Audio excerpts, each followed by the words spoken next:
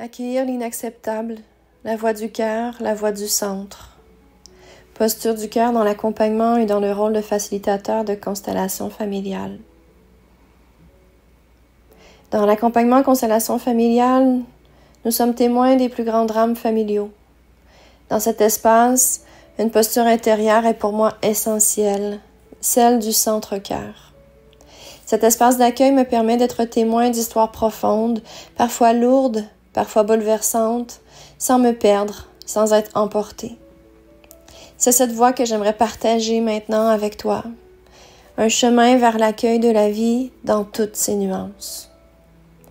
Dans ce monde où les injustices crient si fort qu'elles transpercent la chair, où la rage, l'indignation et le découragement peuvent nous submerger jusqu'à l'âme, il existe un chemin étroit, invisible, oublié parfois sous les décombres de la douleur, la voie du centre.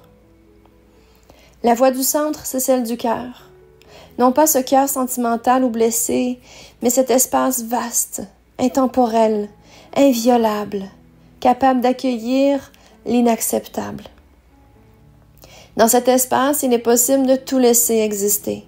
La violence, les drames, les pertes, la révolte, la fatigue infinie de porter des mondes sur ses épaules. Face à l'inacceptable, l'humain vacille. Certains chocs, certains dévoilements sont si immenses qu'ils laissent des fractures dans la psyché, des brisures qui semblent irréparables. À force de porter des charges émotionnelles trop lourdes, on s'épuise, on épuise son système, on se rend malade jusqu'à en mourir parfois. C'est pourquoi la voie du centre est pour moi essentielle. Un espace refuge, un sanctuaire intérieur où la vie est observée non plus à travers les blessures, mais à travers la bienveillance d'un témoin immobile. Dans cet espace, on devient intouchable. Non parce qu'on s'endurcit, mais parce qu'on vibre autrement. Non pas en érigeant un bouclier, mais en laissant émaner un grand chant d'amour, plus vaste, plus puissant que tous les outils de guerre que l'on pourrait manier. Depuis cet endroit, on ne lutte plus contre l'horreur, on l'accueille sans s'y perdre. Depuis cet endroit, on ne s'effondre plus sous l'indicible, on le laisse circuler, transformé par la force du cœur.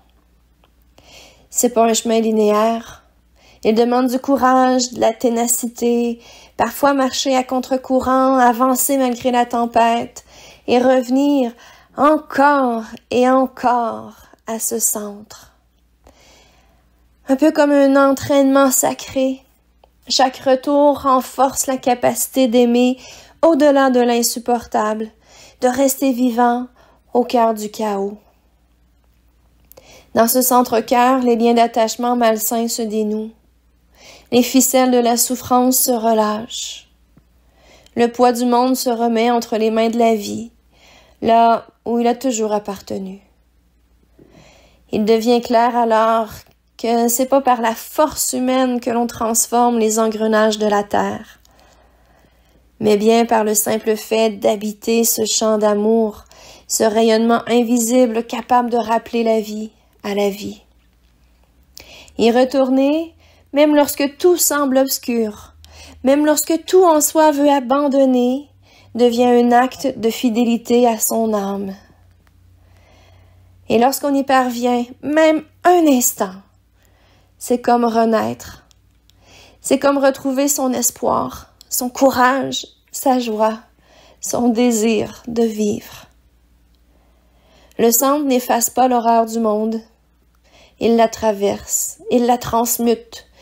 Il nous rappelle que l'amour est plus grand que tout. Dans le centre du cœur, tout est accueilli, tout est transformé. Ce chemin n'efface rien, il traverse. Il ne lutte pas contre l'inacceptable, il accueille les drames, les injustices, la révolte de l'âme. Le centre-cœur, un lieu inviolable en milieu de chaos. Un espace vivant où tout est vu, tout est senti, sans être emporté. Marcher vers ce centre, c'est avancer contre vents et marées. Face à certaines horreurs, mon humaine a vacillé. Face à l'indicible, mon corps a voulu s'éteindre. Mais à quelque part, au fond, une autre force m'appelait. À chaque tempête, à chaque effondrement, j'ai appris à refaire le chemin, encore et encore. La pratique de l'harmonisation énergétique a été un phare dans cette grande traversée. Elle m'a permis de délier ce qui m'attachait, de purifier ce qui me traversait, de retrouver la respiration de mon cœur. C'est depuis cet espace que j'accompagne l'humain en cheminement individuel, en constellation familiale. Pas en sauveuse, pas en combattante, en témoin bienveillant. En présence ouverte à la totalité de l'histoire de l'autre, dans ses nuances les plus délicates, les plus déchirantes parfois.